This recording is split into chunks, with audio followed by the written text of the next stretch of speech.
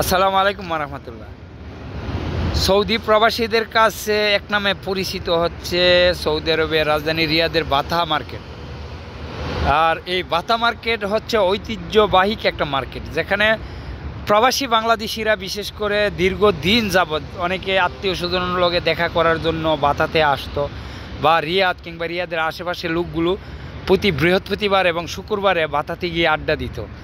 তবে সৌদি আরবের রাজধানী রিয়াদের বাতাতে অনেকে ব্যাংক কার্ড বা ব্যাংকে টাকা পাঠানোর জন্য কিংবা বাঙালি ঐতিহ্যবাহী খাবারগুলো পছন্দ যারা করে তারা এই বাতাতে যায়। তবে বর্তমানে বাতার যে পরিস্থিতি, বাতার কিছু ঘটনা, যে ঘটনাগুলোর জন্য সাধারণ প্রবাসীরা বর্তমানে বাতা থেকে মুখ ফিরিয়ে নিচ্ছে। কারণ হচ্ছে বাতাতে কিছু কিছু ব্যবসায়িক রয়েছে যাদের বিহেভিয়ার এতটাই খারাপ, এবং কোনো কারণে যদি তাদের সাথে বাদ বিতণ্ড সৃষ্টি হয়, সেক্ষেত্রে অনেক ব্যবসায়িক রয়েছে যারা এক হয়ে গ্রুপ হয়ে প্রবাসীদের উপরে আক্রমণ করে এবং প্রবাসীদেরকে বিভিন্ন অপবাদ, মিথ্যা অপবাদ দিয়ে তাদের উপরে অত্যাচার করে। যেমন এটা হচ্ছে একটা বিষয়। দ্বিতীয় বিষয় হচ্ছে, আপনারা জানেন যে বর্তমানে অপহরণ কিংবা বাতাতে সাধারণ প্রবাসীদেরকে টার্গেট করে, বা যে ট্যাক্সিগুলো, বাঙালি ট্যাক্সিগুলো চালায় যারা হুসহুসি গাড়িগুলো, তারা কিন্তু বাতাতে সাধারণ প্রবাসীদেরকে টার্গেট করে এবং তাদের মানিব্যাগ, টাকা পয়সা কিংবা তাদেরকে বিভিন্ন নির্জন স্থানগুলোতে নিয়ে গিয়ে সব কিছু রেখে দেয়, বা তাদেরকে জিম্বি করে তাদের পরিবারের কাছ থেকে মুক্তিপণ আদায় করার মতো ঘটনাগুলো ঘটতেছে।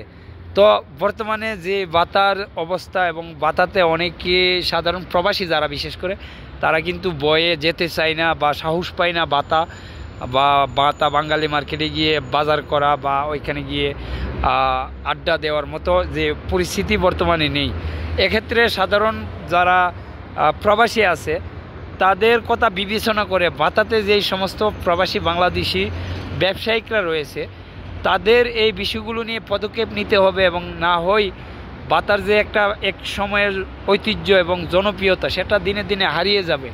কারণ বাতাতে ইতিমধ্যে আমরা বিভিন্ন প্রবাসীদের সাথে কথা বললে জানতে পারি যে তারা বাতাতে যেতে চায় না, বা আমরা নিজেরও একটা আতঙ্ক বইয়ের মধ্যে থাকি। কারণ বাতাতে গেলে যেমন কিছু দোকানদার আছে যাদের বিহেভিয়ার ভালো না, তাদের আচার ব্যবহার ভালো না, ঠিক তেমনি বর্তমানে যে অপহরণের যে বিষয়গুলো, এই বিষয়গুলো কিন্তু বাতা থেকেই সাধারণ প্রবাসীদেরকে টার্গেট করে নির্জন জায়গাগুলোতে নিয়ে যাচ্ছে, কিংবা তাদের সাথে বিভিন্ন যে ঘটনাগুলো ঘটতেছে এই ঘটনাগুলোর জন্য কিন্তু প্রবাসীরাও আতঙ্কের মধ্যে রয়েছে, যার জন্য বাতা থেকে সাধারণ প্রবাসীদের মুখ দিনে দিনে ফিরিয়ে নিচ্ছে।